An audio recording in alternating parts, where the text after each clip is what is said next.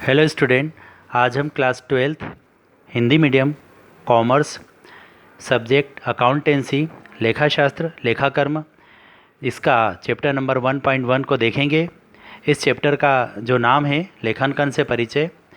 ये चैप्टर दो भागों में बटा हुआ है। अभी हम यहाँ पर 1.1 देख रहे हैं। ये दोनों चैप्टर मिलाकर के कुल 5 अंक होते हैं। माध्यमिक शिक्षा मंडल द्वारा इसके लिए 5 अंक निर्धारित किए गए, जिसमें ऑब्जेक्टिव 1 आएगा और एक 4 नंबर का क्वेश्चन आएगा। इस प्रकार से ये टोटल 5 अंक का प्रश्न हो जाते हैं। सबसे पहले हम यहाँ पर बही खाते का अर्थ और परिभाषा देखेंगे।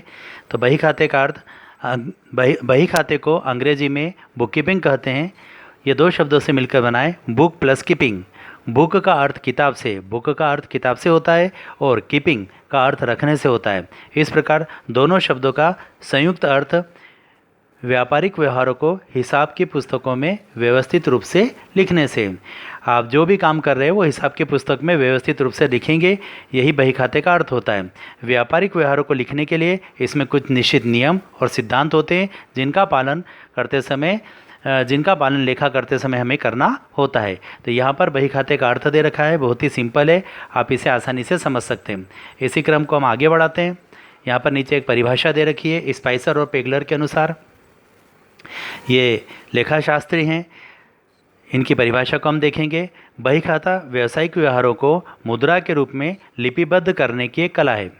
परिभाषा अगर किसी भी विद्वान के द्वारा आपको दी गई है, आपको उसके शब्दों को तोड़ना नहीं है, जैसी वो बताई गई आपको वैसी की वैसी ही लिखना है। तो यहाँ पर एक परिभाषा है, आपको ये परिभाषा भी याद करनी होगी और आपको इसे नोट भी करना होगा। इसके बाद हम यहाँ पर आगे बढ़ते हैं। बही खाते की विशेषता दे रखी है। बही खाते की विशेषता इस प्रकार से है। मौद्रिक रूप में लेखा, पॉइंट नंबर 1। पॉइंट नंबर 2, व्यापारिक सौदों का लेखा। पॉइंट नंबर 3, नियमानुसार एवं नियमित लेखा। और पॉइंट नंबर 4 है सभी व्यापारियों द्वारा लेखा। अब हम इसके डिटेल की बात करते हैं। इस क्रम को हम आगे और बढ़ाते हैं और इनके एक एक बिंदुओं के वर्णन की हम बात करते हैं। इसमें सबसे पहले आप देख पा रहे होंगे, इसमें सबसे पहले जो आ रहा है पॉइंट, मौद्रिक रूप में लेखा। मौद्रिक रूप में लेखा, जैसा कि इसके नाम से स्पष्ट है, लेखा होगा, लेकिन कौन से रूप का होगा?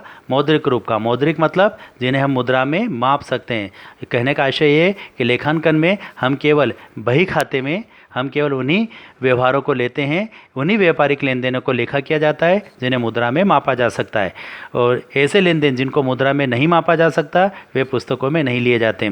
तो बहुत ही आसान है, हम ये कह सकते हैं कि बही खाते में वही व्यापारिक लेन देन को लेखा किया जाता है जिन्हें मुद्रा में हम माप सकते हैं। जिन्हें मुद्रा में माप नहीं सकते हम, उन्हें उसको लेखा की पुस्तकों में नहीं लिखा जाता है। तो ये पहला पॉइंट हमारा हुआ है। पॉइंट नंबर हमारा 2 है व्यापारिक सौदों का लेखा। इसके अंतर्गत सभी व्यापारिक लेन देन का लेखा किया जाता है।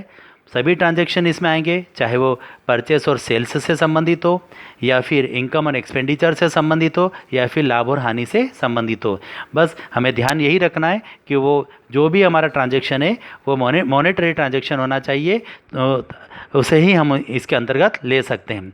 पॉइंट नंबर 3 की हम बात करते हैं, नियमानुसार एवं नियमित लेखा। व्यापारिक लेन देनों का लेखा नियमानुसार व नियमित रूप से किया जाता है।